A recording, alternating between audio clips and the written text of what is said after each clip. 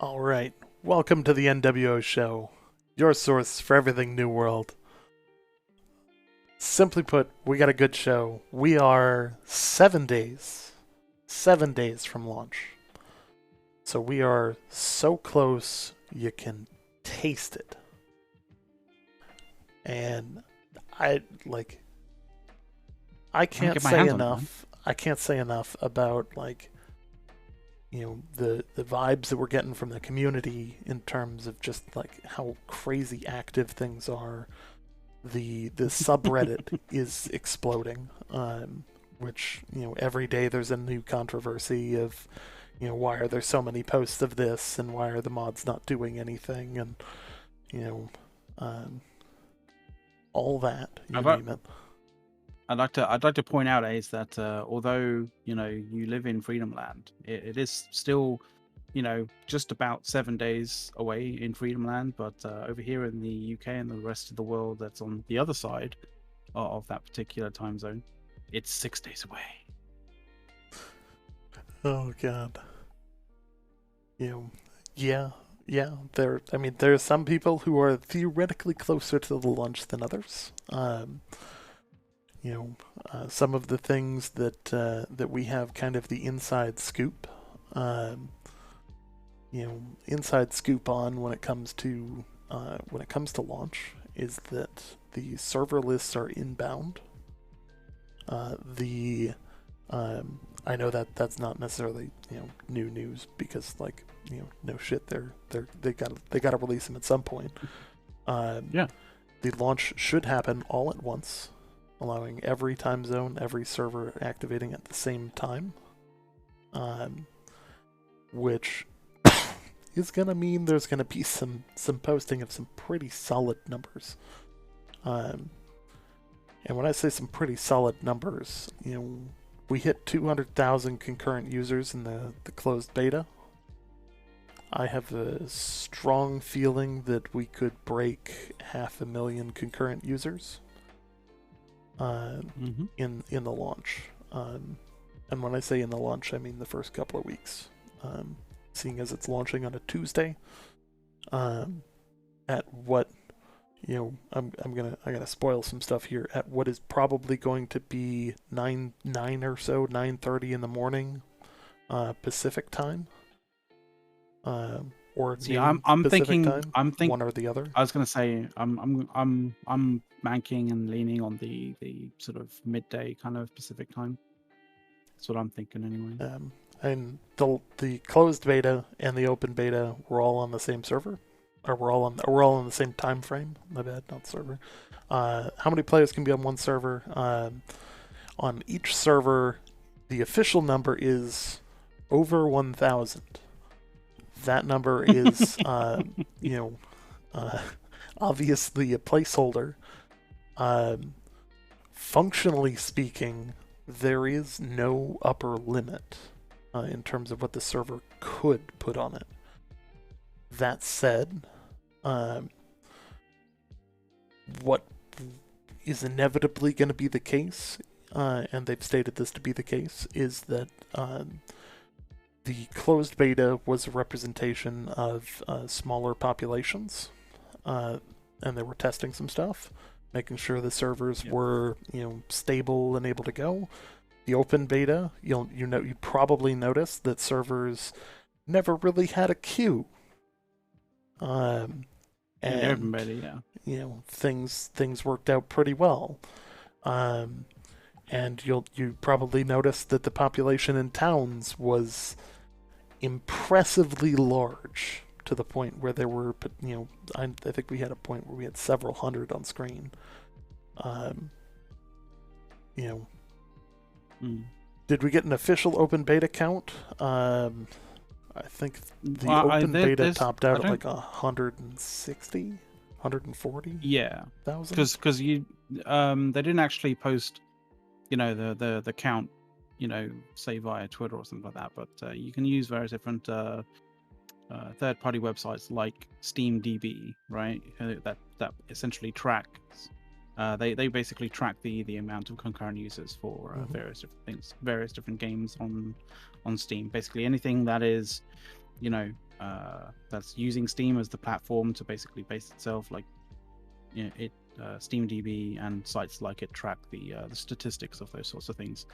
And so for the open beta, I don't have the actual figure, but I think it was somewhere around the 172,000 mark for the open beta. It was a little bit less, but that was also due to a short time frame and all that.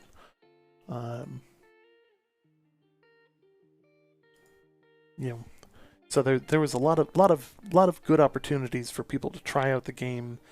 I fundamentally think that the thought process of giving 2 different betas was to ensure people had the opportunity to try the game and determine whether or not they were going to actually buy it. Because obviously, up until 2 hours post launch, you can return the game on Steam. I don't know what the return policy is for AGS, but on Steam you can return it post as long as you only have 2 hours in. Which, if you've ever played MMOs, 2 hours goes a long. It's not very long. Like, you're going to be 2 hours in before you realize it.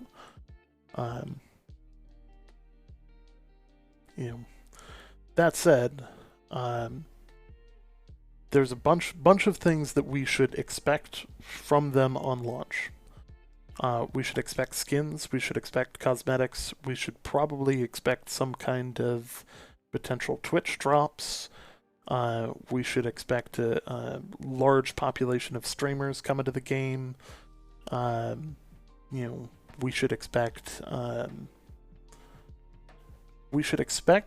some additions to the game that might not be expected, or at least expected, at launch.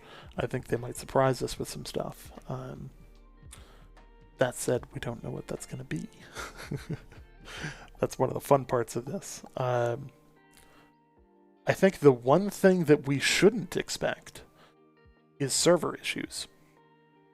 I mean, it's always a difficult one, right? It's always a difficult one to say, but like, we've seen them have server issues on the closed beta, right? And they got like a lot of people kind of like sort of hazed them in various different things, sort of created content and that kind of stuff with how the servers were handling it. And you know what, if they had the same server issues, it would have been present in the open beta, right? Mm-hmm. But there wasn't. They even increased the potential population of every server. So, those servers would have been stressed more by more people being in them. And you can say that, like, oh, clearly there wasn't as many people because, you didn't go over 200,000 people on the open beta. But you know what, 172,000 people, like, there's no way to cram that in without having particularly heavily burdened servers. And if now, here's where the weak link is, in my opinion.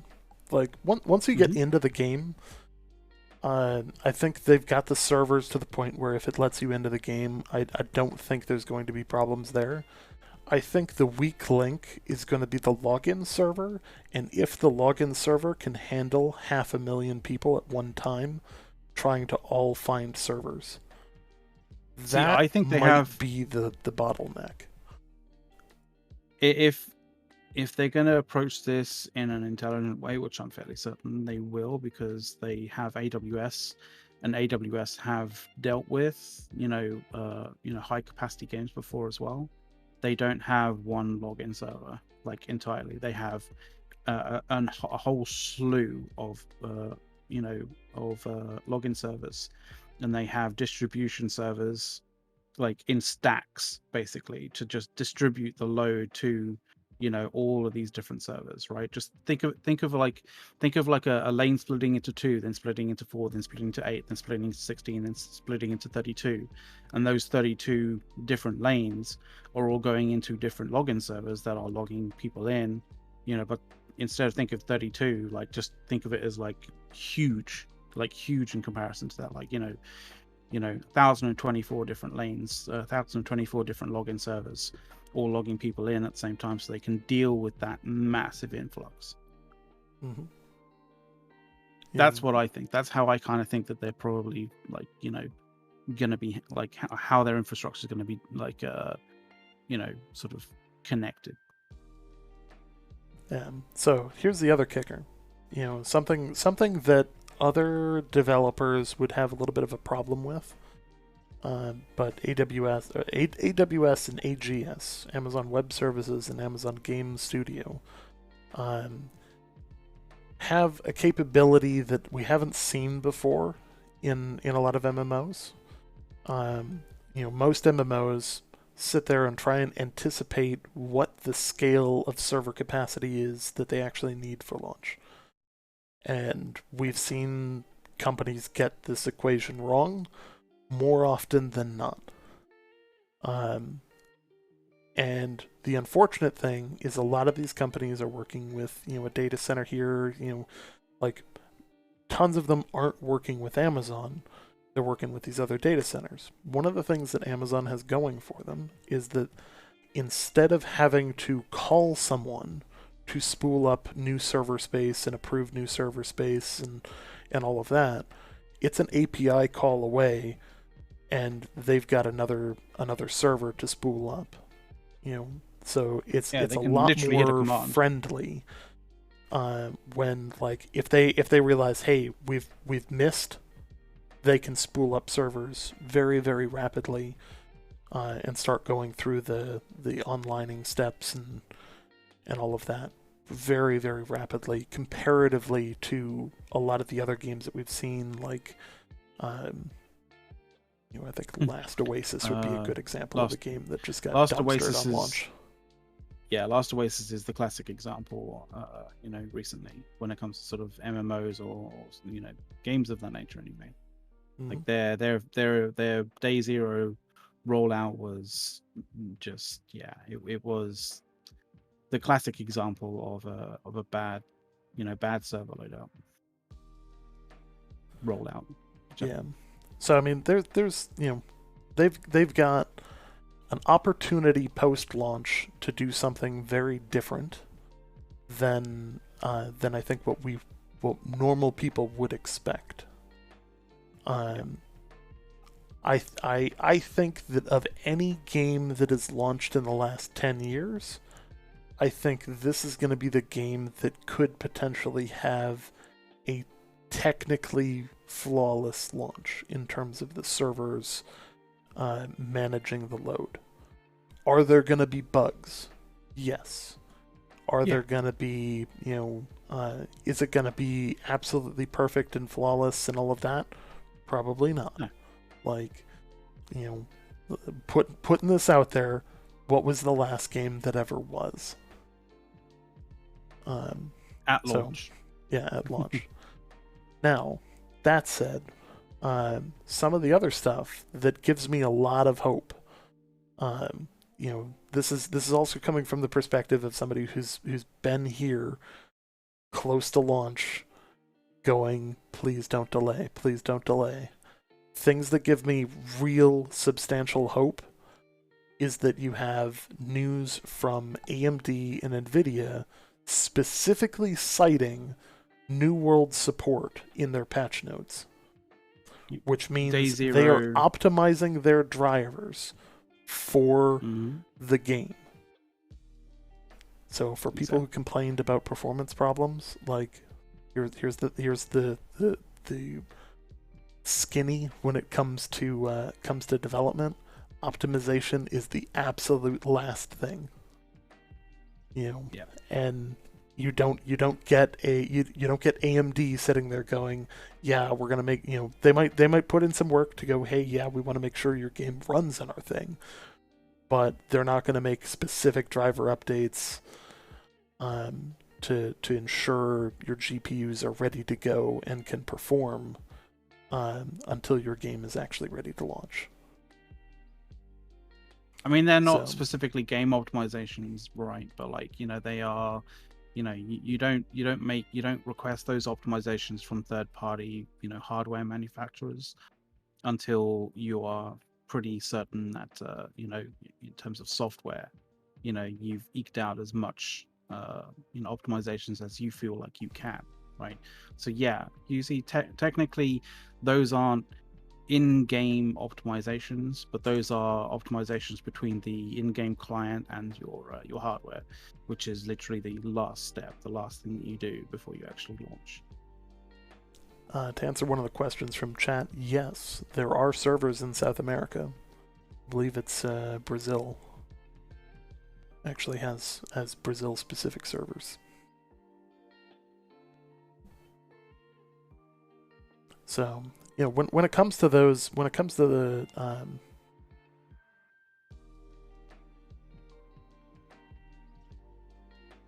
Sorry, what?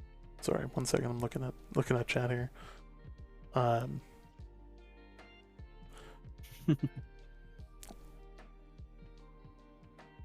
mean, South American servers are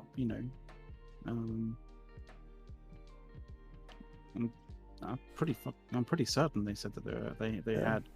I can tell you at bare minimum on the AMD side, the optional drivers right now are the ones that we're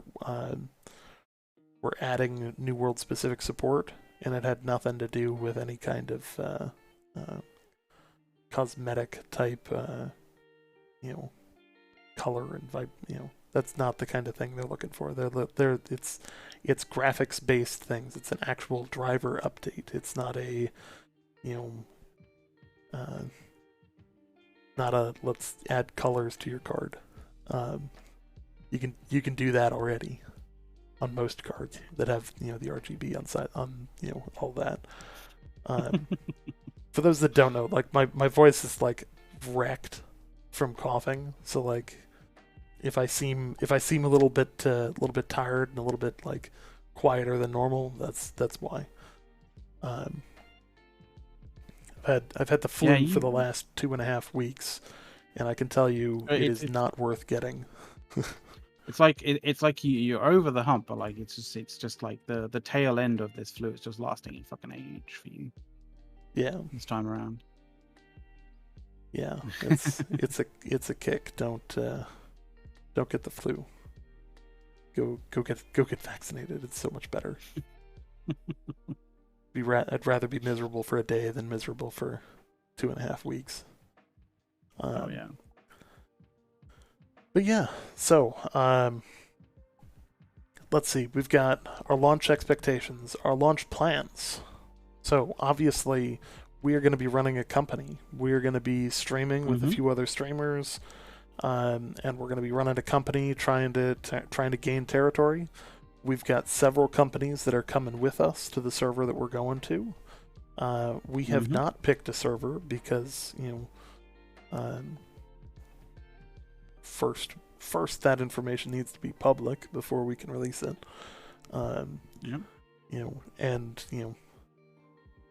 We want to make sure that all of our guys come with us. So that said, if you want to know where we're going, make sure to join the Discord, because that'll have all of the details. We're going to be going US East for sure, Covenant for sure. So if you want to play with us, feel free. We actually have open spots at our company. If you go into the Discord, into the 9th recruitment channel, feel free to X up in there. We'll give you roles, and you can join us on launch. It'll be a good time. And I know we've got a group coming from we've got groups coming from all over the place, where we played with in the open beta, the closed beta, as well as some good friends coming from where McLeod and I, the last MMO that we came from, Eve, where we will have our good friends from the Imperium joining us. Yeah, so there'll be some people from the Imperium joining us for sure. Yeah. How many people do you have in your company right now? I believe we have about 65, give or take. And I'm sure that number will. Go up pretty rapidly as people are interested, and yeah. Looks like. Maybe. So nice to see you, Diopa. With that, hey, it's Diopa. How's it going? Another name I know from Eve as well. Yeah. If I remember right, Oh god. Teopa's the one that runs one of the Intel sites, isn't he? He used to run a database and sort of like a information site for Eve. Nice. That had a lot of information. There was a lot of information that you could gain from it, like very specific information that you couldn't really find anywhere else, to be honest. So yeah. Wormhole database. That makes sense. Yep. Yeah. That's where I know you from. Mm-hmm. Yeah. Awesome. It's a small world out there. Like, Eve players, I feel like most Eve players know each other. Or at least have heard of each other in some way. Yeah, them CCP ruined wormholes. Like most people who know me from Eve either know me as like an industry titan builder or market type, or they probably more likely know me for my 7 runs for CSM that didn't amount to getting elected at all. Oh well, these things happen, dude. But I always asked you for advice on how to make money, and even you're always there, kind of saying like, dude, just people want things, and they don't want to travel for those things. Like just bring those things and put a markup on it, right? Make doctrine ships and sell them with a bit of a bit of a premium on them. And to be completely honest, yeah, you're right, dude. Yep. It does work. Yep. If you're selling items, you're doing it wrong. If you're selling convenience, you're doing it right. Because you can't compete. Like, sure, you can make margins in Jita and Eve, but like you can't compete and make real money. The real money is where you're making 40% on a single ship.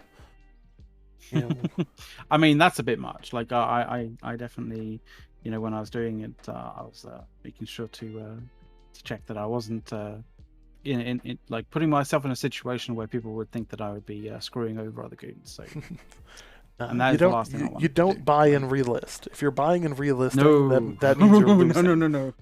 Don't buy in relist. You compete in markets that don't have competition. So, and this is very relevant.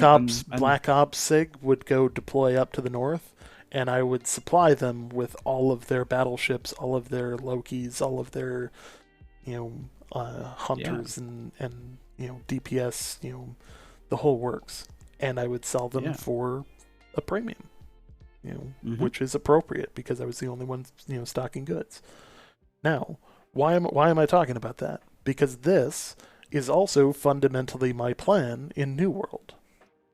Yeah. And where I believe most people will miss the opportunity to make easy money in New World. And here's how easy this is. So don't Day one. What's that? I was going to say there's a particular feature on the trading post that can help you exceptionally, in actual fact, with this particular kind of thing. We'll be doing a YouTube video that kind of shows this off very quickly, like a kind of almost like a YouTube short, right? Almost, but not quite. It'll be a very short video, very short and to the point. But yeah, that helps you significantly with this regard. Anyway, hey, sorry, I kind of interrupted you. I just didn't want you to sort of like spill the beans on them. Yes. So, needless to say, the easiest way to make money is to take it from other people in a way that they are happy with you taking their money. Yes. And, this is potentially going to sound bad, but one of the things that most new players don't know is the value of their gold and what is worth what. And in the first 12 to 24 hours, welcome to the Wild West. Your gold is mine, and I will do everything in my power to liberate it from you and put it in my wallet.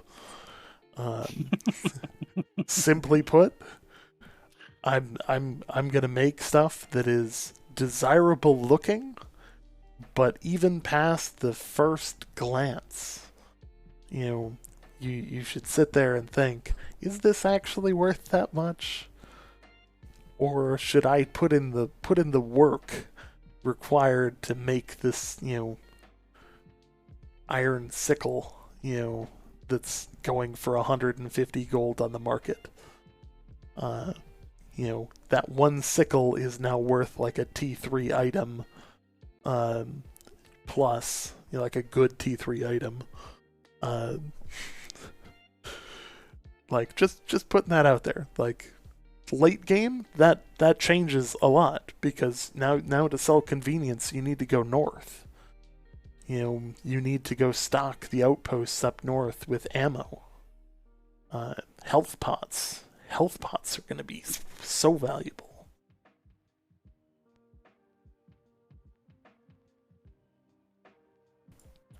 Sorry, I'm like trying to hold back a cough. Health pots are going to be crazy valuable. Especially like if they don't do anything to fix the T2 gap for Arcana, where like the parts for actually making the health pots they just aren't dropping. Then that's going to be huge. Like it's gonna be a real rough time. So that's a good money making opportunity there. Um, we have solid goals for actually taking a territory, taking land, building things up substantially.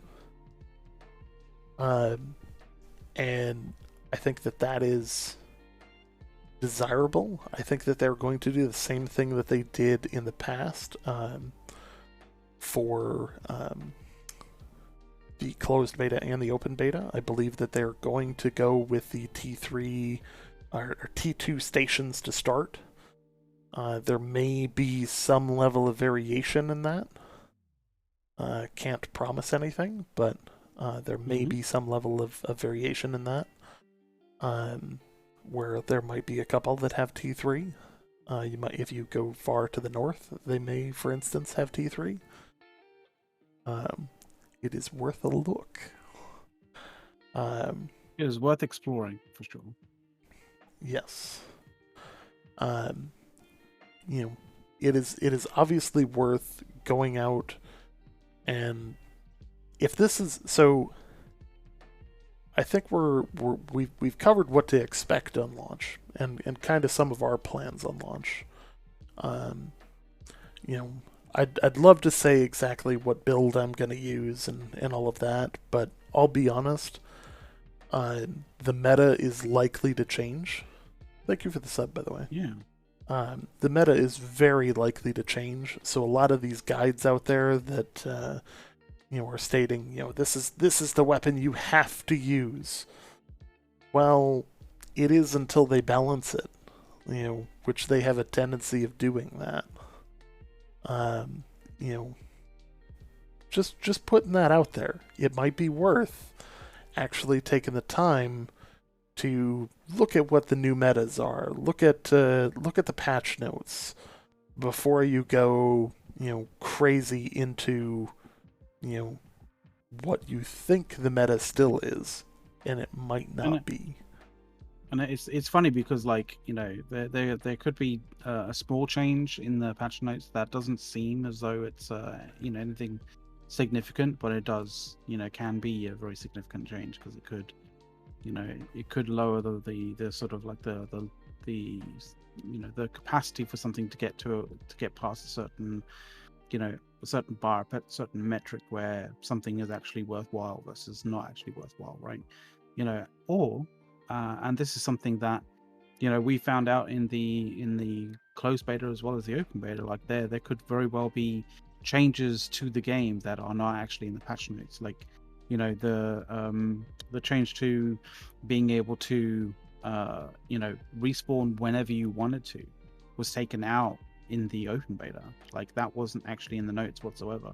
But that changes a significant amount of that has the potential essentially to change a significant part of how people approach leveling up in various different ways in the game. So you have to kind of understand that like not not every single patch change, is equal, right? Or even or even mentioned, right? Yeah, So stamina changes, for example, were another one where they were left off the patch notes somehow, and that led to a lot of confusion where things weren't working the way they were supposed to for some people. yeah, Or like people. One of the side effects of removing the respawn button was, if you got stuck, that was one of your ways out. Now there's one less ways to get unstuck. So that's another kicker. The other additional one, I don't think this was in the patch notes either. I didn't see it, at least, was that camps have the 500-meter range to respawn at. So you can no longer drop a camp all the way up in the north and respawn up there for free. And then teleport back with your inns and houses and stuff like that. But you see, the thing is, like for example, the camp change, right? Like, I get that actually reduced, that definitely impacted some people's style of play, right? I genuinely actually like that change. Like, yes, I genuinely do, because I kind of feel like that it's a sensible change. Yep. So the 500 meter thing is designed to be a quick save point. It's not designed to be I'm going to drop a camp here so that I can get back to it anytime I need to. Yeah, it's not like I'm going to drop that camp there and then find something to kill me, and then, or like, how people were using it was essentially, drop a camp, all the way up in the north, for example, right? And you need to go all the way down to the south to get something, or to basically empty your the bag, or whatever, right? And you'd literally just be like, okay, drop my camp, and then I'm going to recall to my inn, which costs me nothing, right? And so you'd recall to your inn, which is like all the way down the south or wherever you are going to basically decided to put your, where you would stash most of your stuff. You'd recall to your inn, you'd stash your stuff, right? But then instead of it costing you Azoth to go all the way back up there, all you do is you just, hit escape, press respawn, and then respawn all the way back up north in your camp. And that was being abused by a lot of people. And I'm glad that it's gone. I genuinely am glad that it's gone. Yeah. So I mean, there's some stuff that obviously people should pay attention to prior to the launch. The other side of things is, and then we're going to hit on this again later, is that if this is your first time playing New World, play it however you want.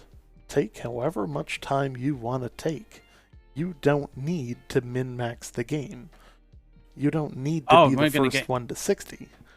And we're gonna crack open the most recent Reddit controversy with this one. Yes, the min-max. This is the min-max controversy.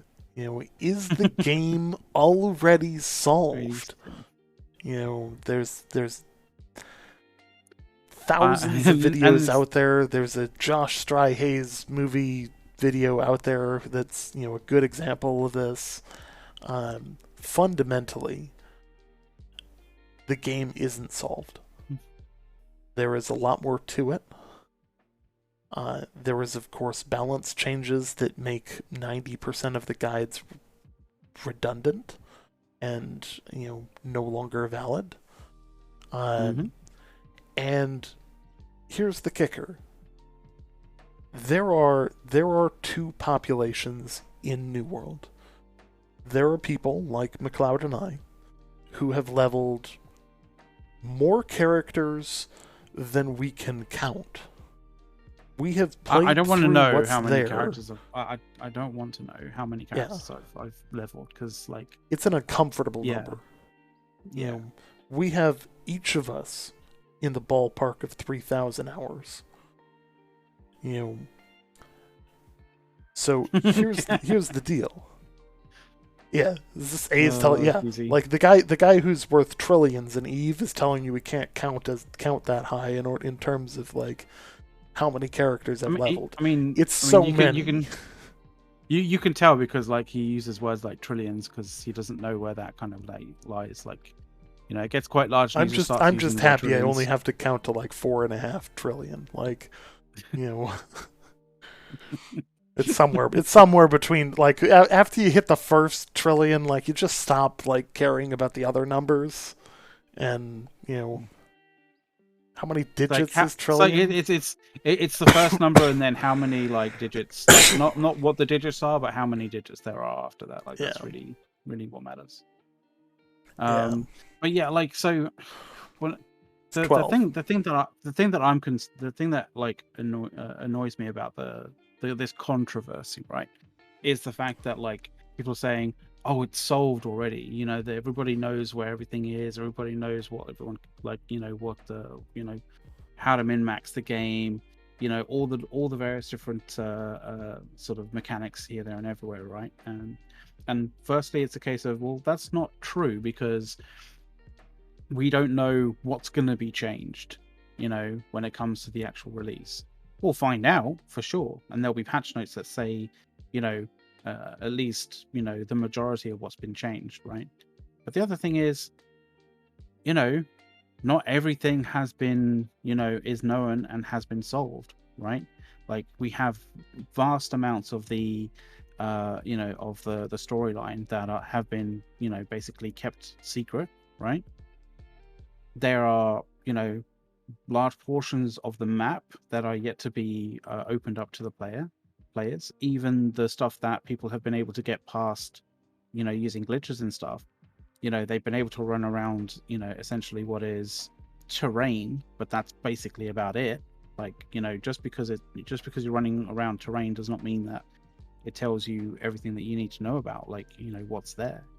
You know, so there's a large proportion of the game that is still yet to be discovered. So the whole idea of, you know, it has the game been solved? No, there's so much still to come. Mm-hmm. And the other side of this is that, do you use a guide or do you not use a guide? You know, There's been and guides for the longest you of times. I remember you could purchase guides in the game store for various different things. mhm. Like I remember I I purchased a remember game getting the guide Red for, Alert game guide. yeah, I remember buying That a Red dates me a Alert bit. 2 game guide. Like, you know, I remember buying a Red Alert game guide. Like, you know, game guides have existed, you know, since the longest of times. You know, that That had was that back when the did the game guide was made by the developer, though. yeah, but you know, um, did the game guide remove you know, the joy of playing the game? No, because no game guide will remove the immersion that you get. Like, you mhm, know, there was one of the other things that we're probably going to be coming along to is like, you know, the soundscape and the score of you know, New World. And that's like just one of the other things that, like, you know, just adds so much enjoyment factor to the game that you can't just, you know, that no game guide is going to remove. I'm sorry, it just mhm, won't. absolutely. And like here here's the kicker. And I've towed into this a couple of times, but if you're new to the game, play it however you want to play it. There's no wrong way. There's some Yeah, ways that'll make your life a struggle, that's for sure. But that's what gaming is. If you want to figure it out yourself, figure it out yourself. If you don't, if you're running into trouble, yeah, there's probably a guide out there. But there's guides out there for every game. Are all of these guides perfect? No. You are they going to stay relevant? Some of them, no. maybe. You know, Most of them, no. most of them, no. Yeah. So Mhm. simply put, play it how you want to play it. If you think a weapon is powerful and you like playing with that weapon, play with it. Use it. Also, You don't have to yeah. be, you don't have to follow the meta. Also, You know. I also wanted to kind of say, like, there, like, people say that there's like two camps in this sort of like this controversy, right? The people who are going to be absolute min maxing it, and the people who are going to be, I'm going to play out, like, you know, I'm going to enjoy the game. Well, you know,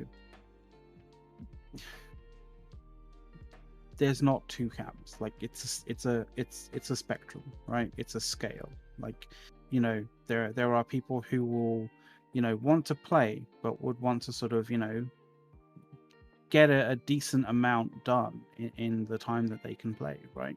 And there's going to be those people who are going to absolutely no life min max, right? But then there's also going to be those people who, will listen to every single piece of dialogue when they go and do, a quest line, right? So I completely and fundamentally reject this idea that there is just two camps. It's a spectrum of people who, who all want to play slightly differently, and the fact that one group exists that want to min max it, and another group exists that wants to, enjoy every single aspect, of the game, doesn't mean that you can't be in the middle somewhere. Mm-hmm. So yeah. Yeah, and I mean, there's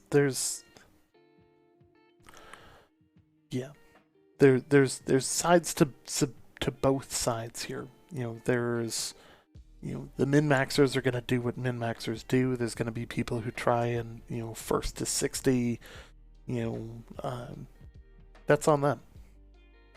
Let them do their thing. Just like nobody's going to stop you from going to play the game how you want to play it. If you want to take it easy and you want to smack trees until you're level 60, you do you. You don't exactly. need to be the the perfect min max. Let's spend every possible second perfectly. Leave that to the people who want to do that. And enjoy their experience through their content that I'm sure they'll inevitably post. But play the game how you want to play it. That's what this controversy boils down to. There's no right or wrong way to do it. You do you. Yeah, exactly.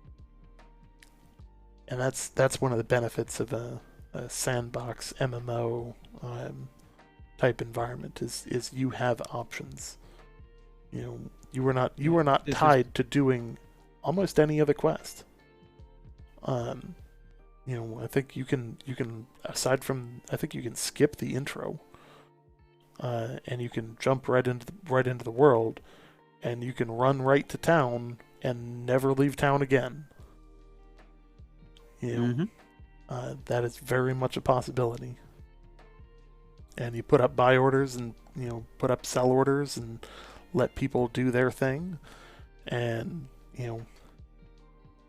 that's a way to do it. You could go out there and farm trees all day every day until you're level 60. You could go out there and try and run content that's well above your level. You can do that. Just do what makes things fun. Like, that's the whole purpose. If you're having fun, some people's fun is different than other people's fun, and just let it be that. I know that's kind of a weak controversy, but that's Reddit for you. It's a weak controversy, but people will, try and take it to the absolute max to create controversy out of nothing, right? But yeah, you just have to be cognizant of it, right? Like, oh, this controversy isn't actually all that's cracked up to be right. So yeah. Yeah. So I do find it funny sometimes. I think we've done that one to death. Simply put, play the game how you want to play it. Do what you want to do. And if you don't like other people's opinions and you don't like how they play their game, keep it to yourself. Because you're the only one that cares about that particular opinion.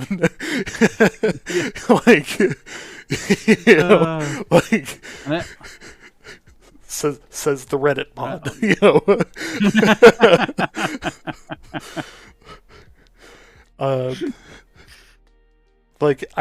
I know it's one of those things where it's like, it is what it is.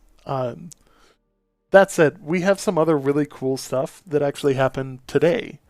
of all times, we got a new developer video. And this Yeah, is and it's a actually really, really cool.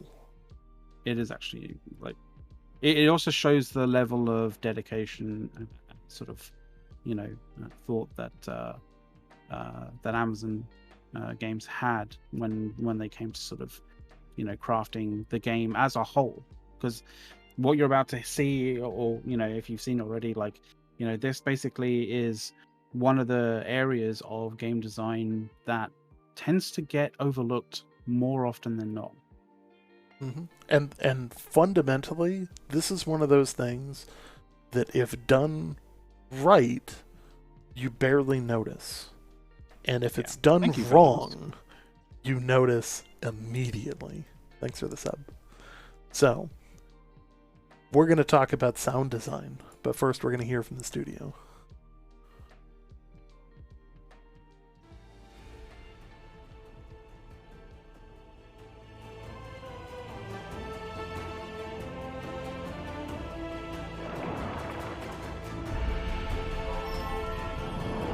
Amazon Games' New World is a game that feels epic everywhere you look. From the lush, verdant forests of Windsward to the desolate crimson wastes of Shattered Mountain, every inch of the land of Eternum feels alive and brimming with possibility. But a world cannot exist in a vacuum. To truly make a game sing, you need to fill it with sound. Every strike of an axe against a tree, every scrape of sword against steel, every roar from a terrifying beast. It all helps to create a believable world that you can lose yourself in. And it all needs to work with a soundtrack underpinning the entire experience, immediately telling you what kind of world you're arriving in before you've even set foot on dry land. New World's audio director Jean-Edouard Miclot knew that Eternum needed to have a soundtrack that could be both grand and intimate. It needed to feel epic, but also believable. For inspiration, the team looked to one of the most successful fantasy franchises of all time, Game of Thrones. With this show, Ramin Djawadi created some of the most iconic and evocative themes in television history. Naturally, he would be the perfect fit to bring the sounds of Eternum to life. Ramin teamed up with Brandon Campbell, who he had worked with on Game of Thrones and Westworld, to start figuring out the sound of the game. So we started the conversation with them long before we had a game. Everything changed when Ramin and Brandon joined the team. Something really big was starting to happen.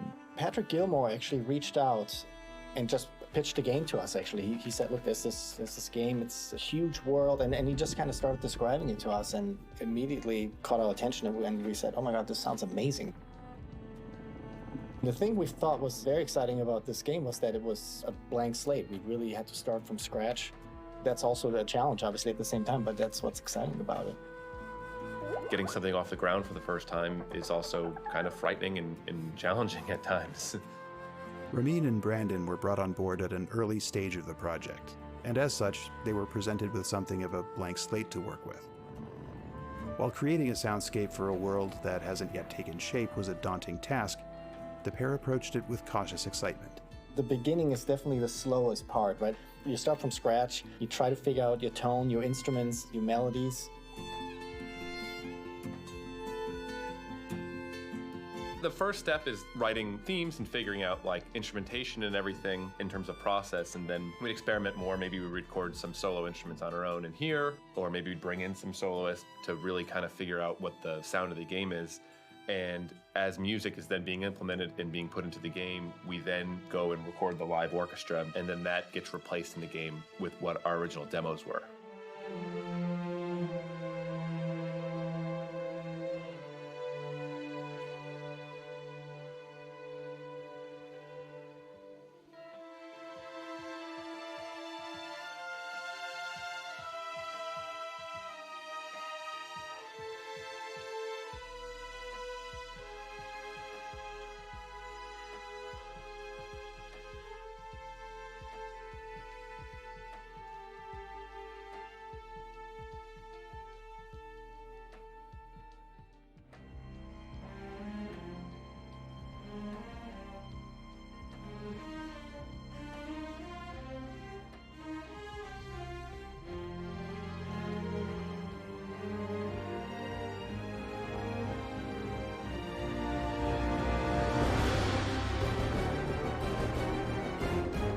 nice thing about composing for a game is that it's so drawn out.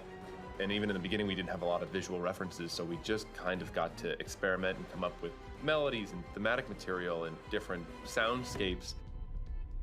For a game like New World, we were never writing to pictures, so we just got to write 2, 3, 4, 5-minute pieces of music without worrying about hitting specific sync points. So it gives you a lot of freedom musically. You have to stay within a certain emotion or vibe or something, but it gives you a lot of freedom to just write nice pieces of music. And because there's so much more music and the world's so much more vast and players play, a feature film's 2 hours, gameplay's gonna be thousands of hours for this. Use a lot more instruments and there'll still be a lot more cohesion because there's so much more music. Games like New World aren't built in a day. And in these early stages, the composers had very little to guide them on their path to creating an appropriate score. To help spark their imagination, Amazon Games provided the duo with early concept art and designs for inspiration. At first, there was not much, which actually was kind of fun. I mean, it's that thing where you start with so little, and then it's like, how do you try to narrow it down? So, and then we were asking for give us anything that you have at this point. So it literally started with just sometimes the costumes or just some landscape design. I get very influenced by colors, so I get very inspired. As the game progressed, we get some playthroughs and we'd see characters running through different areas and levels or fighting one another. We weren't trying to pinpoint an authentic time period or anything because it's just a different world, right? So it gave us the creative freedom to just get to react to what we were seeing and just attach a sonic landscape to it. For a world as vast and diverse as Eternum, the sounds and instruments used had to be equally varied to help ground the player in a sense of place befitting of the many regions of the game's world. But variety was an aspect of scoring that Ramin and Brandon embraced. We used a lot. We used a lot. Obviously, we used the orchestra quite a bit, and we used traditional choir quite a bit, but we used solo singers and we used solo instruments, mandolin to fiddle to accordion to ethnic woodwinds to anything we could think of it. We were trying to just really get wide, and then we used a whole bunch of different types of percussion. And it was a dream job in a way for a composer because we could just look for any instrument and thought, we haven't used this instrument yet. Steel drums. We used steel drums. Could this possibly work? And we're like, it does work. Let's put it in. And so we just nerded out and we just had fun with it. Yeah, the one that's used most often in the game was that big drum that I found in New Mexico. Well, the biggest thing about it was just big. We kind of like big, deep drums, but it's beautiful. Someone, I don't know how long these take to make, but it's a beautiful piece of craftsmanship. They take out a big tree, they cut and they hollow out, and then they stretch over animal skin over both sides of it. It's got a beautiful tone, and I loved watching some of the musicians in Taos play it, and I just thought it was just a beautiful sound that would be get a lot of mileage out in the game. We used quite a bit of synthesizers on the game as well. We use synthesizer besides from an arrangement standpoint also because you can create kind of sounds that acoustic instruments can't play without kind of some type of manipulation. So you play something that you listen to and you're like, I'm not exactly sure what that is. It kind of sounds maybe like a flute, but it's also not a flute. And so you can kind of create little otherworldly sounds with synthesizers, which is great for something like New World because it's rooted in the real world, but it's a fictional land. So we tried to have some kind of otherworldly sounds in there. Yeah, and I think just as we were looking for as many different instruments as possible to have just a versatile score, we felt that synthesizers are just as much part of the palette that we're allowed to use because they're another great addition to add more color to these tracks. You can hear these more electronic sounds from the synthesizers used to evoke fear in They Watch.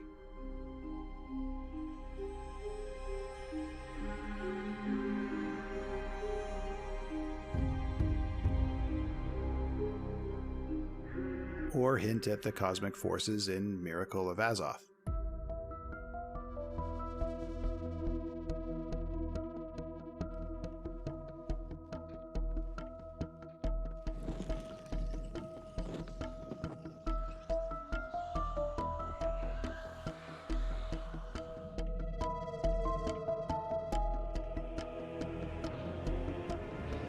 contrast, acoustic sounds were used to inspire feelings of community or hope, which brings us to the game's main theme, simply titled Eternum.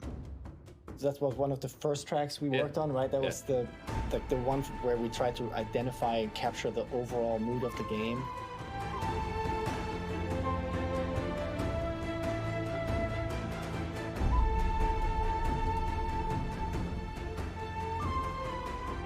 We definitely reference it even in other tracks that are playing a different type of theme or something. It was kind of like our anchor to, because we said instrumentation and color-wise and dynamic-wise, we kind of end up kind of all over the place. And so we were always able to anchor it back to our game by referencing little motifs from the main theme. Yeah, and I think because there is so many different tracks, it is kind of nice to think of it as this one theme that is kind of the core of it all. In their experimentation, the pair devised several unique sounds to represent the various factions and enemy types in the game. For the Angry Earth, they combined pounding drums with eerie choir vocals, creating an ominous but otherworldly feel.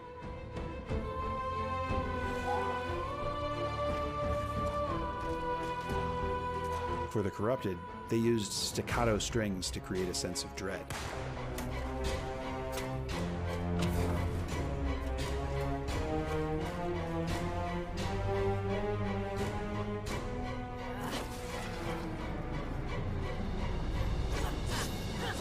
While the Lost's themes incorporated synthesizer sounds to instill a feeling of discomfort.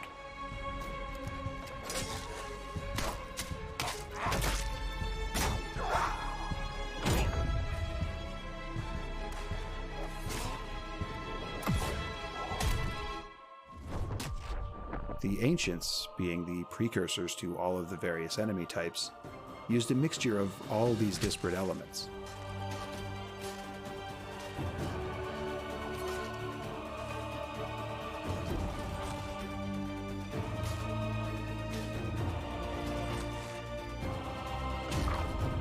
But it wasn't just the music that gave the enemies authenticity. The sound team devised entire languages for the creatures of Eternum to use. Regarding voices, we now have VO localized in 8 languages, but we also created 3 unique languages for the Corrupted, the Ancients, and the Lost. Each language has 4,000 words with present, past, and future tenses, and complete grammar and conjugation. So I could say, for example, in the Corrupted language, Mahiveb, Kin Bipanugo, Tetak Nom, Mab Mafivbi, Kobam Biwunge, Dem Papok Kaya. And that would mean, I see where they live. Come with me if you want to eat fresh meat. Beyond the score, it takes hundreds, if not thousands, of ambient sounds to create a world that feels alive. From the rustling of tree branches in the wind to the sound of a spear striking a shield, a huge library of sound effects was required to give Eternum the level of detail it deserved.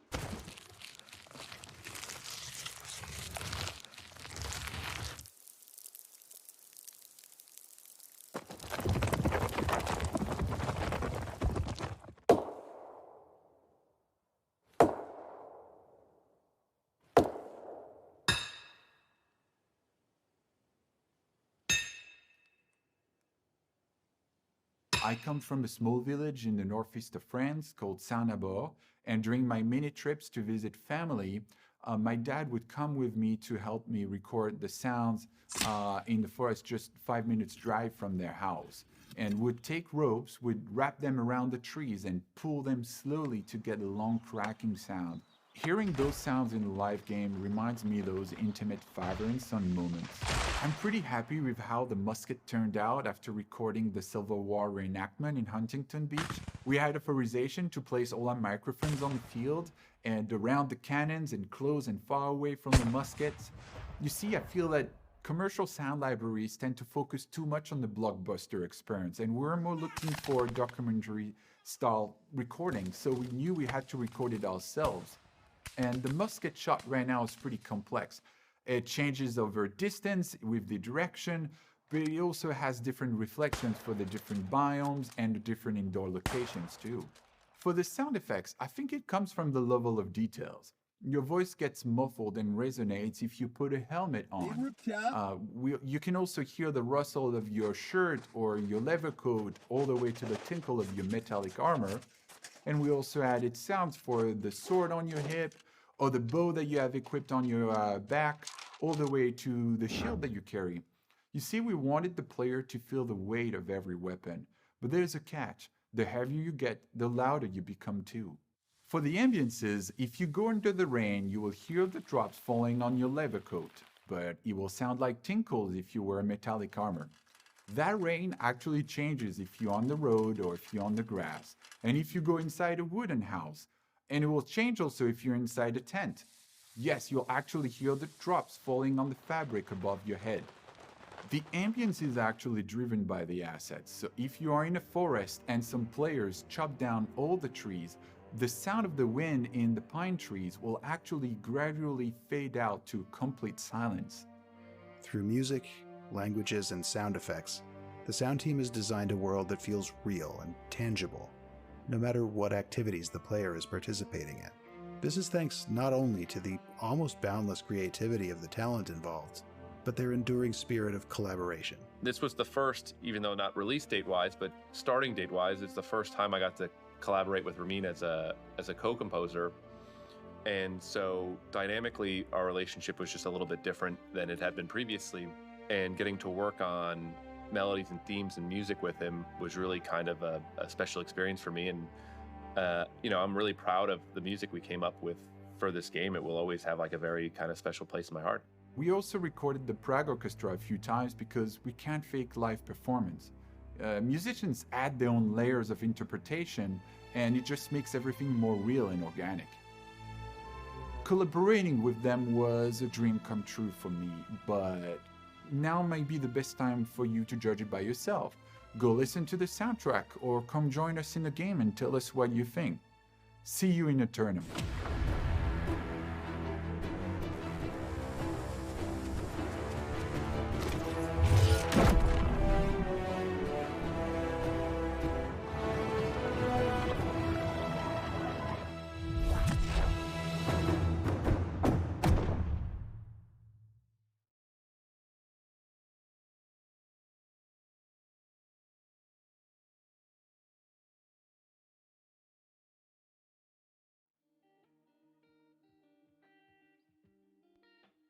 Okay, so I think if there's one thing that we can agree on,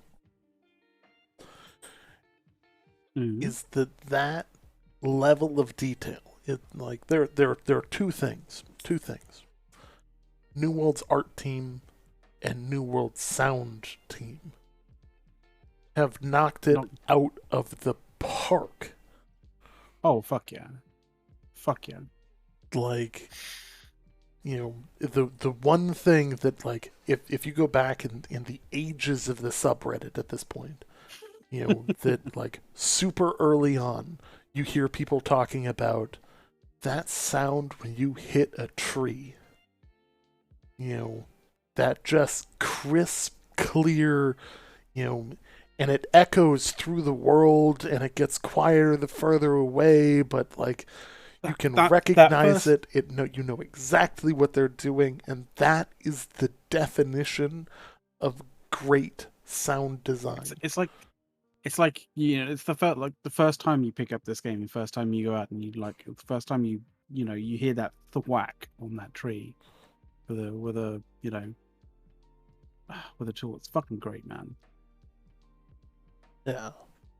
Now, to find out that it was made with a sledgehammer against a tree instead of an axe is a little bit of taking the mystery behind that one away, but I'm okay with it. Oh, dude, like it's you'd be surprised at the kind of the various different things that you have to do, or the various different kind of techniques in creating sound. Like, certain things don't sound, certain things that you associate with a certain object, it's completely false. Like, it's kind of crazy. Yeah, like, you think about like the screech, process. It's like the getting the muskets. They like going out, not just like bringing a musket into the studio, but going out and actually getting sound from muskets from a Civil War reenactment. that's Totally. insane. Like It that, is. like It's pretty that's such a cool way of actually getting the sound for the game that isn't. It's so much more organic than it is trying to recreate it or just taking the, uh, you know, like and just taking doing the the base basic, level, right? Like you know, or like taking one out of like a Yeah. commercial library, like, you know, Yeah, because exactly. there's libraries that specialize in selling sound effects, and instead of doing that, they just good enough. Yeah.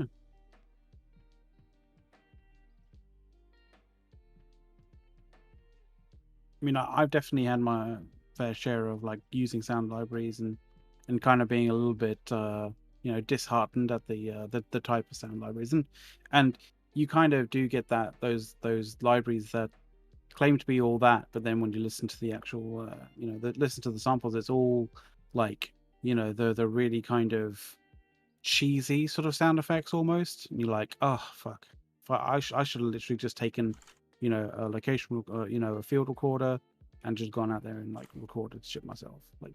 And I'm so glad that they went and did exactly that, like, because honestly, like, yeah, as you say, like, you go back into it, go back in the subreddit like history back, and you'll find people who just praise the sound design in just how amazing it how amazing it just envelops you into the game. It's great. Let alone the orchestration of the music. Like,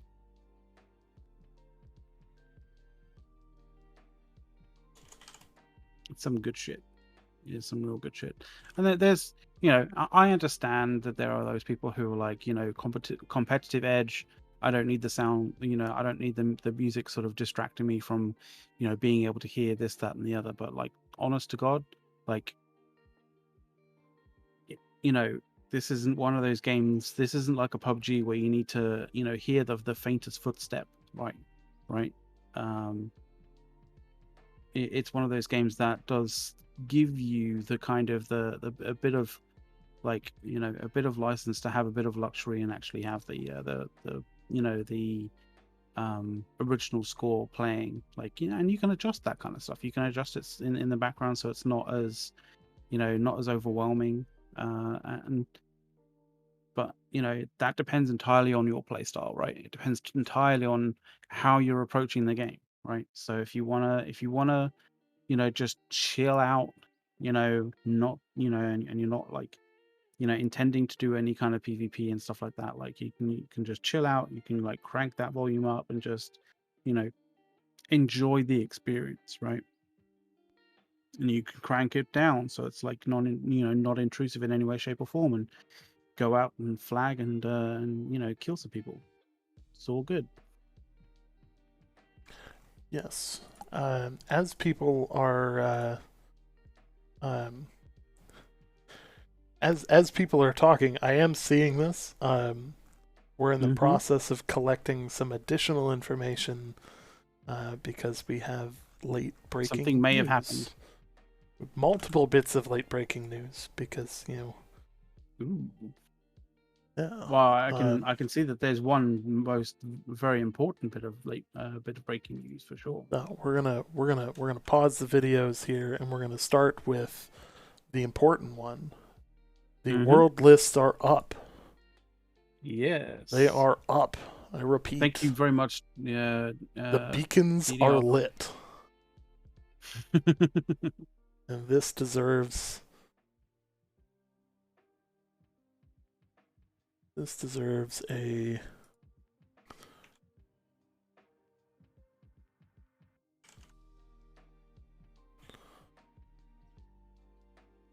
So how many servers are they're starting with? Like, NA East is 2, 3, 6, 10, 12, 14, 28, 42, 54 just in NA East alone.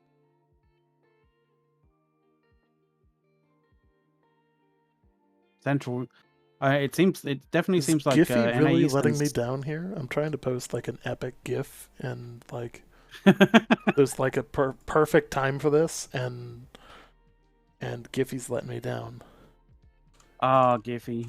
I don't know. I've never really. Me and Giphy have never really like gelled well. Fool. A's. Fool's on the list. They gave it? Fool to EU. Oh, come on. That's not fair. Yeah. I think so. As far as I'm. Oceania Is that right? Is that right? on NA East.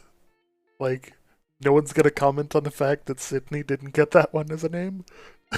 Like, okay, bold strategy.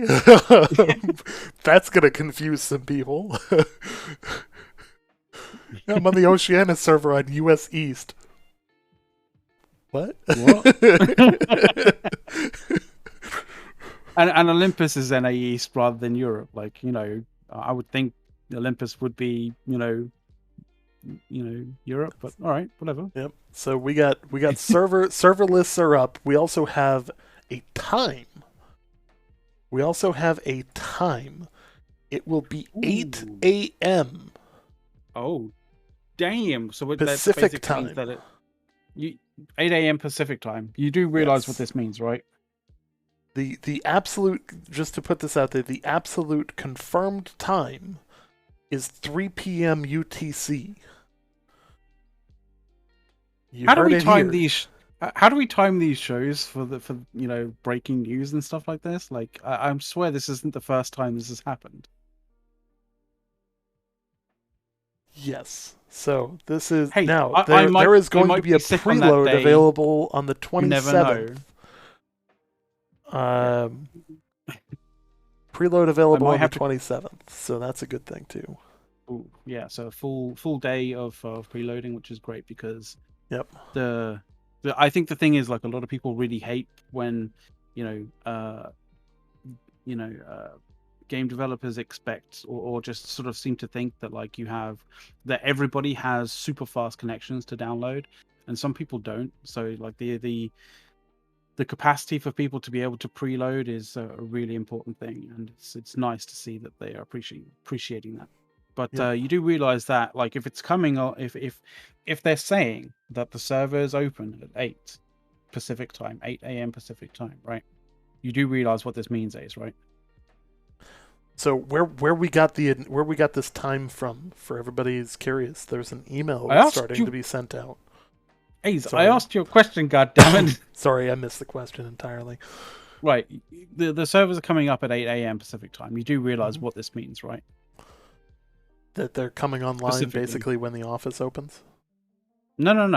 Right. If they're coming on it's at 8 a.m., basically what that means is, in actual fact, they're going to be online at about 6 a.m. Pacific time. That's what that means. True. So the emails that are going out are for people who I believe pre-ordered on Amazon. They've started to release this information. Like, it's basically an email stating, hey, preloads will be a thing.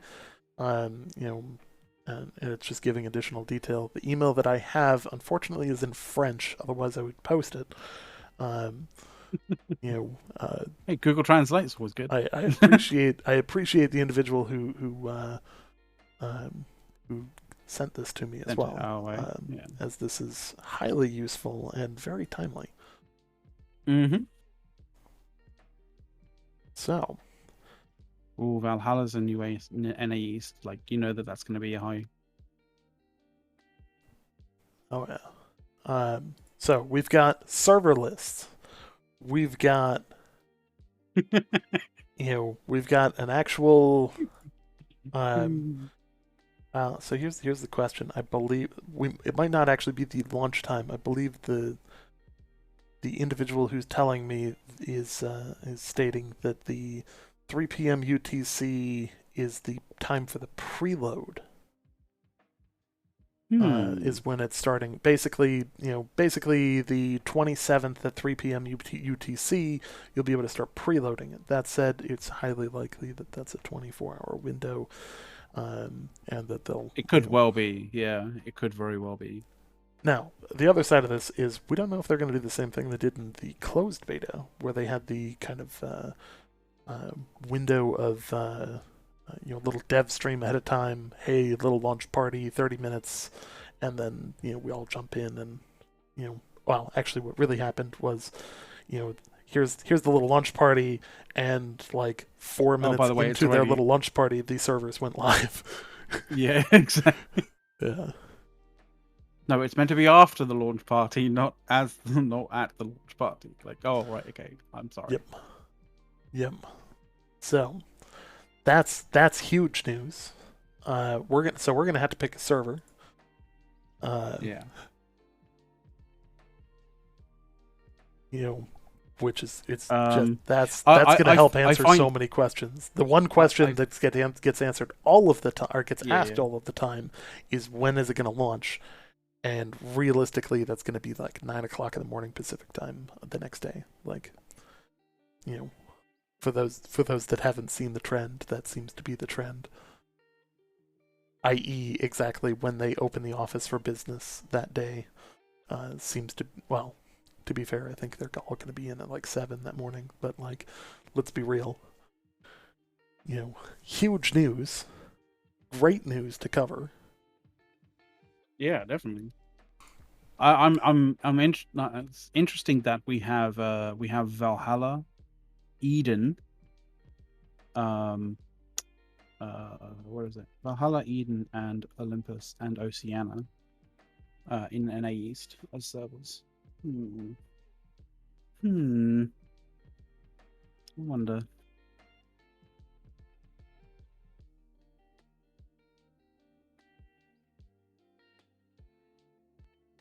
There's definitely some interesting choices here in NA East, including YS.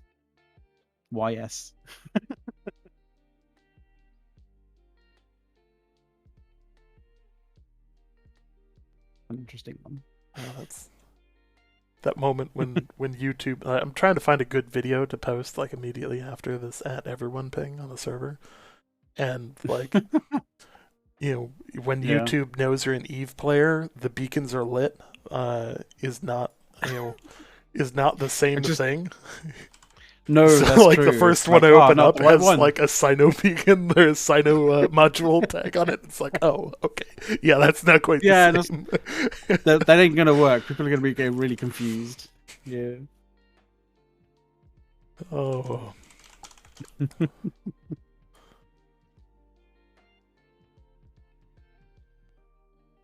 Also, I'm just saying that South America didn't have El Dorado.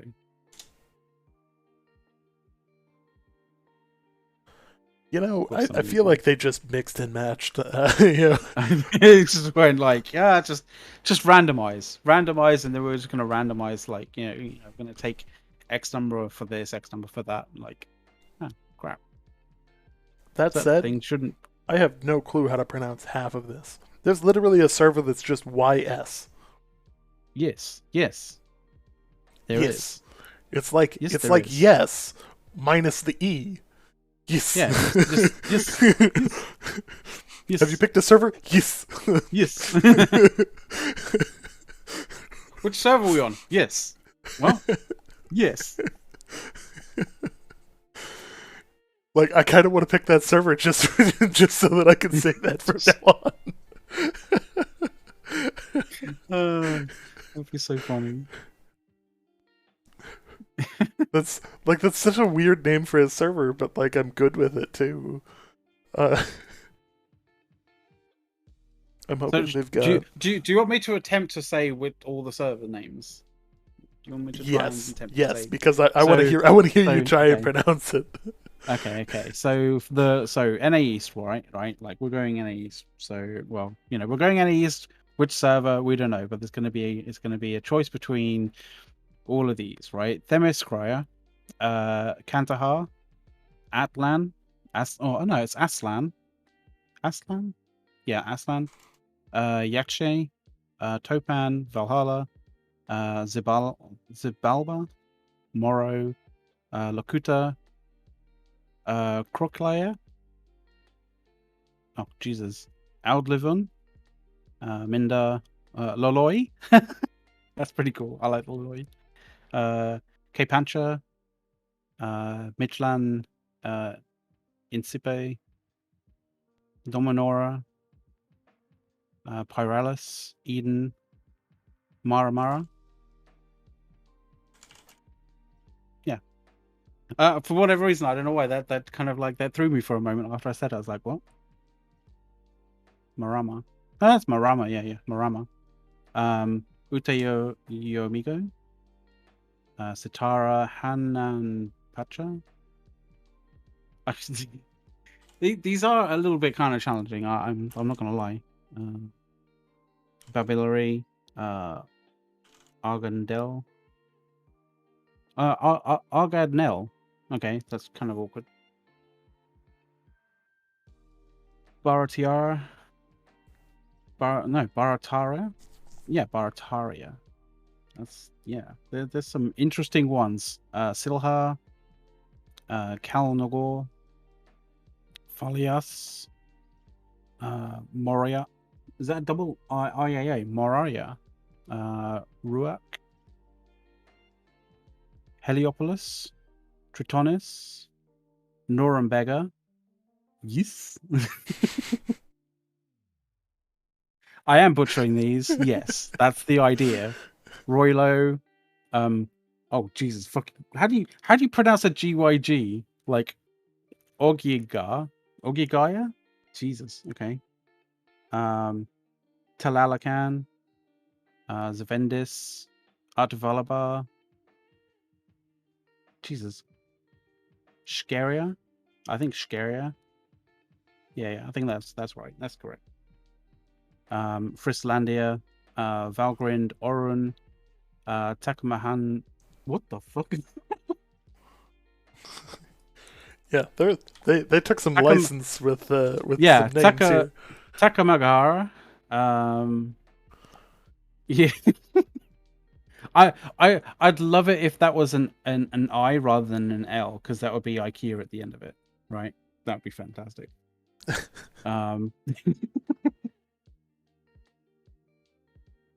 Aranivolkea, Orofena, Olympus. These are actually like surprisingly difficult. Fucking hell. Why did I agree? Why did I even suggest this? Not even agree to this. Pleroma, Vingolf. Like, let's just power through it, okay? Was it the fucking Patruli? Nunchaha, Oceana, and Dugang. There we go. Oh god. I'm sorry if I butchered the majority of those. It was going to happen, right? So, never mind. Like, my first question is, like, what fucking Scrabble bag are they playing with that they came up with this? Oh. You're right there, dude. You seem like you're dying. Like, what Scrabble bag is this? Like, oh, I immediately regret that decision. there is definitely some like Scrabble word champions who are like, I challenge some of this. Okay, so it's your go on Central Europe. I'm only joking, dude. You don't have to at all. Oh god. Yeah. Oh god, yeah. There's some bad ones in there as well in terms of trying to pronounce. I'm just not. We're just kidding. No. Yeah, I got the first one. Yeah. Asgard. Mission accomplished, boys. Mission accomplished. That's it. We're going home. Thank you, Catherine, by the way, for those. For the bits. Much appreciated. Oh, jeez. Oh, good times. Good times. I think most of the servers are a mythical place, god, or myth of some type. Absolutely. That said, I'm sure some of these are incredibly specific. If you guys find one that seems to be the most insanely awkward thing to actually pronounce, like definitely put it in chat, because yeah, there's some doozies in there. Yeah. I mean, YGGDRASIL is an interesting one. YS is a sunken city. Interesting. Ah, that's interesting. Yeah, Tealocan does sound Aztec in nature. So I think it's funny. Like every time we go to do something like this, we get a major news drop like right in the middle, and we've got a few of them this time. Yes, this is the Eve McLeod. Hello, McLeod. The McLeod, yes, like the definite article. Mm-hmm. The one and only. I don't know why I decided to use the when I actually created my my specific Twitch account. And then at some point further down the road, it was, kind of pointed out that when it comes to, specifically when it comes to, streaming and stuff, that you probably want to stick with a specific name. And yeah, it was easier to basically be, to be the McLeod. Mm-hmm. So yeah.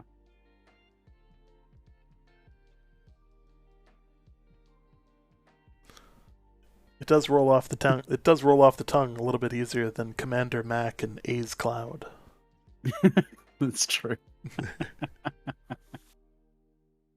Oh wow! So, I mean, I did not think that we were going to get those today, which is actually kind of cool.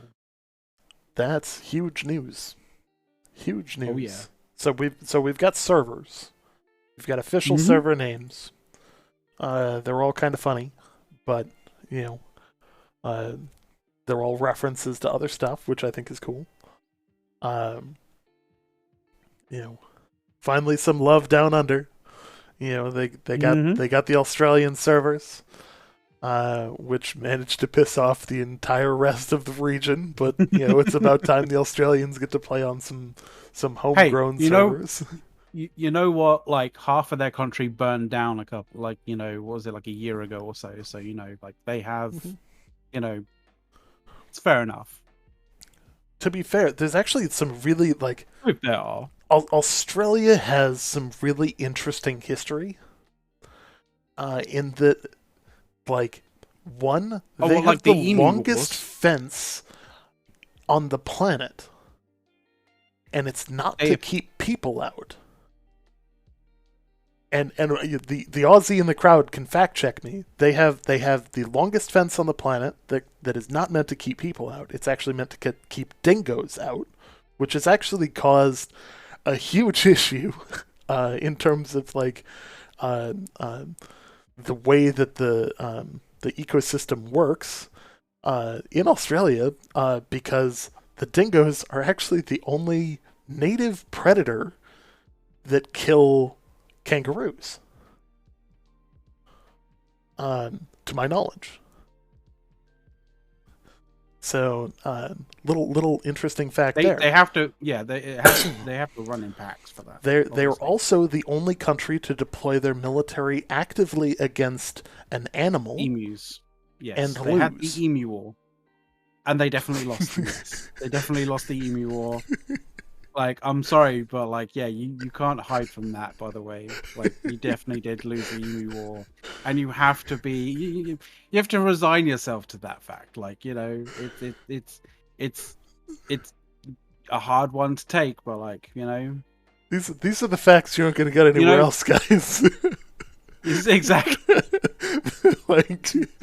No other channel is going to dive into this kind of content on some wild tangent.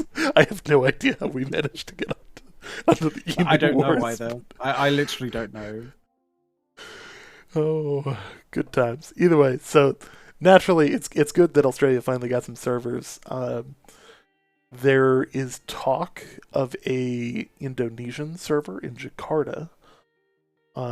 But I want to preface that with they're building the data center now. Yeah, so clearly it's so not quite ready yet. patience. Yes.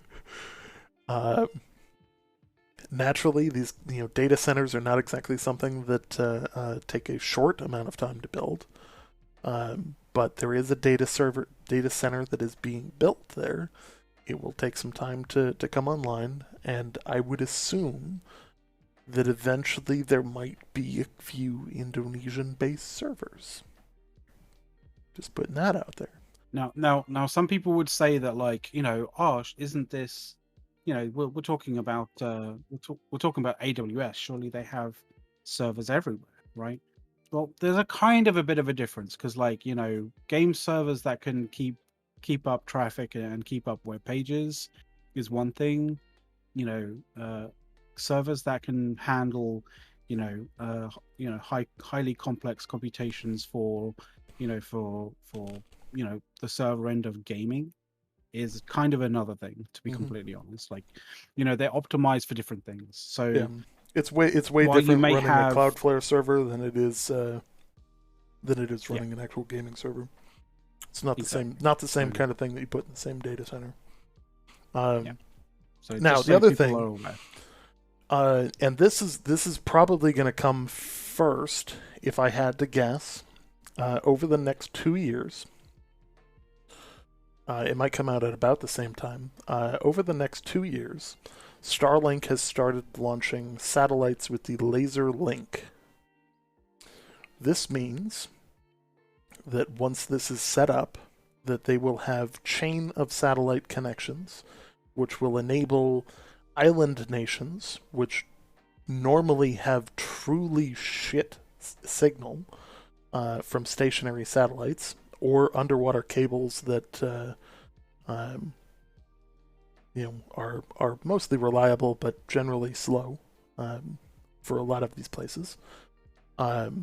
This should enable people to have a solid connection regardless of where they are in the world. Talking about Starlink at the moment. Mm-hmm. So for people who have crap ping, once operational, Starlink should be your solution. There are a lot of people out there who posted to like the Reddit and stuff like that, where they're like, I have 999 ping. That means your ISP is garbage. Like, just so you know, I think if you went straight to the moon and back, you probably won't have that amount of ping. Like, just putting it out there, right? I'm on the U.S. East Coast. The other side of the planet from me is Dubai, and I have a 290 ping to them. So if you have a higher than 200, or if you have a higher than 400 or 500 ping, you are doing something wrong, or your ISP is doing something very wrong. Or you're waiting for a satellite that is in geosynchronous orbit that, it's just taking that long to go all the way out there and all the way back in. I mean, it's going to be longer than that. Like, it's bouncing around through so many different proxies that, like, it's kind of ridiculous. Like, think of it. So your connection to a different server in a different side of the world, right? It kind of depends on, how many proxies you're going through. Essentially, that's the reason why. It's kind of one of the reasons why Starlink can kind of say that, like, they can get lower latencies because they're not passing that data through all sorts of different proxies and then over to the line that goes across the whichever particular ocean you're going through, right? And all of those exchanges, all of those going through different proxies and different kind of servers, adds latency, right? Like it's the equivalent of getting a flight from one place to another, right? And having the direct route, like from one place to another, and it's just like one flight, and going through 5 or 6 different airports, right? You're going to one airport, you're waiting for the connecting flight, you're going to the next, and then the connecting flight, then the next, and the connecting flight, then the next, right? Like all of that kind of adds more and more and more latency to you getting that ping from one server to the other. That's essentially kind of, when you want to think about it, that's kind of how it works. Mm-hmm. So if you have a ridiculous ping, chances are it's not the fact that, like, that's the least amount of time that it takes for you to get, like, electrons from there to there. But in actual fact, it's, you may be going through like, 1,001 different proxies, which if you get a better ISP, get a better service provider, they could potentially be a lot better than that. They'll route your stuff through lesser and lesser things, which is, oddly enough, you hear of these companies that provide you with better ping for like, gaming and that kind of stuff, and most people kind of think that like it's a ripoff.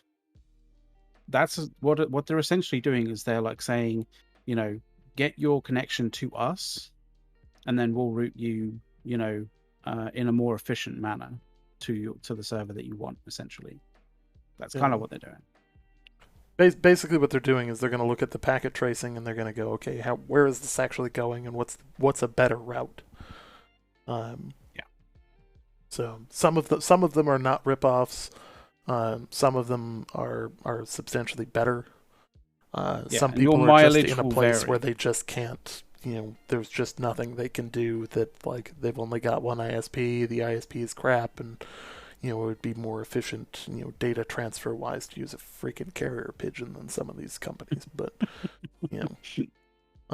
unfortunately, that is unfortunate with just how the internet is in some parts of the world at this point, developed countries or not. There are parts of the U.S. that also does not have.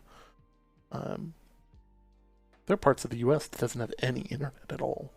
Or cell signal. Oh God! Jesus Christ! Yeah. Better than nothing package, I think, is what I would say to them. Yeah, it's definitely an interesting experience. I like living in a town where I have gigabit internet, so for me the pre-download is nice, but I would have had it downloaded in 10 minutes regardless. If lucky 10 bastard. minutes of that, like it's more like 2 or 3, but most of the time, like for people that don't know, most of the time when you have gigabit internet, you end up getting throttled by Steam because they're only going to give you the information at a certain rate. So like they're not going to give you a gigabit at a time. Which is in a really weird unfortunate. way, like your CPU can actually account for the slow rate of download, because strangely enough, when it comes to downloading stuff off Steam, they do actually compress it to some degree, and when you compress it before they send it, and so when you receive it, it's compressed, and your computer has to decompress it afterwards, right? And it is only after it decompresses the packet that it carries on to the next packet, and that requires some use of your CPU.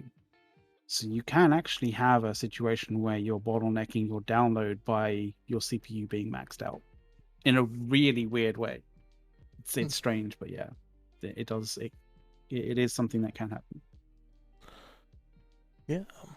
Odd facts on this show for some reason. We've turned this show into an odd fact show for some reason. Yeah, it's turned into very odd facts with Mac and A's over here. But I think it's exciting. We've had a lot of really, really cool topics tonight. We've had the opportunity to talk about some breaking news that happened while we were live, which I think is important. We now know that we've got a pre-download, which is important. We know that it's going to happen at 8:00 in the morning on the 27th. On the 27th, yes. Yep. And we can kind of assume to some degree that a 24-hour that's a 24-hour period before the servers go live potentially, but that's not a confirmed thing yet. Yeah. So I mean that's pretty sizable. That's some cool stuff right there. Aside from that, we basically managed to discuss Reddit being Reddit, otherwise known as the min-max controversy, which really is just play how you want to play. Don't disparage others for playing how they want to play. Because you don't have to, you don't have to min-max everything. In fact, sometimes it's good to just sit back and hit a tree. Which brought us into the topics for today on, how wonderful the sound design is and how the Game of Thrones sound team was involved. As well as a full orchestra and a whole host of random sounds from the world, which I think is an incredibly cool thing. Getting like a sneak peek behind the curtain as to how that's done is always an amazing thing. Oh yeah, I think. Yeah, sound effects generation has always been like go after this, go YouTube sound effects generation. And like you'll see some just really weird things that they do to get very specific sounds. And some of the sound effects for Star Wars, like how they generated the sounds for various different things. Star Wars is actually amazingly fascinating because it's stuff that you would never have thought of. That creates some of the sort of sci-fi sound effects. It's great. To answer the question, we are not developers. No, we're not. We have been around as long as many of the developers. In fact, I remember when I actually remember when Greg was new to HES because they introduced him to us. Long ago. I don't even know if Greg remembers that. That was so long ago at this point. Yeah, and prior to so that, we're not devs, but we have been around the ballpark a few times here. Yeah.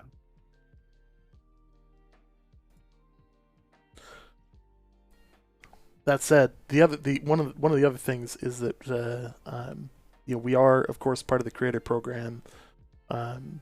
We've been in the creator program for basically since it launched. Since it unofficially launched, because it technically didn't launch until the closed beta. Which has since happened, obviously. But we got the nod in long ago. We're hoping to have a show with Greg to actually talk about the creator program. So I know we've been teasing that for a long time, but it is in the works. Naturally, these timelines are very busy. It's been a wonderful path to launch, filled with delays and madness. Yeah. It's been a wonderful 3 months since we started this, 4 months since we started this particular podcast, to a launch that was not delayed in any way, shape, or form. Yeah, because this is the longest 3 months since January 2020. So yeah, it's a bit tongue in cheek if people don't realize we've been doing this for almost 2 years, because at one point when we initially started this, it'd be a case of it's okay. We only need to fill some time, like 2 or 3 months before the actual release of the game. It'll be fine. Almost 2 years later, we're like, oh, thank God, we're finally coming to the end. Yeah, I can remember running many shows without having video to show because there was just nothing that we could show, or almost any news whatsoever. Yeah. So, simply put, there's a lot of good opportunity out there. We're excited for launch. We need your guys' help for launch. Yes. For all of you that are following, supporting, subbing, Patreons, all of you guys, obviously we do this for you guys. Your support is noticed, and we need we need something that only you can give. We need retweets, we need likes, we need, I'm not going to say upvotes because I'm a Reddit mod and I can't ask for upvotes. No. We We don't need upvotes. We don't need upvotes, but like, just getting the message out there that this show will happen every Tuesday night Yes. for the foreseeable future, including lunch day. This show will be live covering lunch day news. That one's going to be a big one. We've got some tricks up our sleeve for that one. They're going to make it even bigger than it's ever been. And, simply put, excited. We're pumped to be here. We're pumped to stay here. And even more than that, we are excited to share the game that we have played for almost 3 years with you guys. Now, since all of that is said, what I want to say is after the show, which is going to happen very shortly, feel free to pop into the public voice chat in the Discord. We're going to pop down, we'll chat with you guys, have a good time, answer any other questions and all that. Be more than happy. It'll be great. So, as we always like to say, we will see you guys in the new world.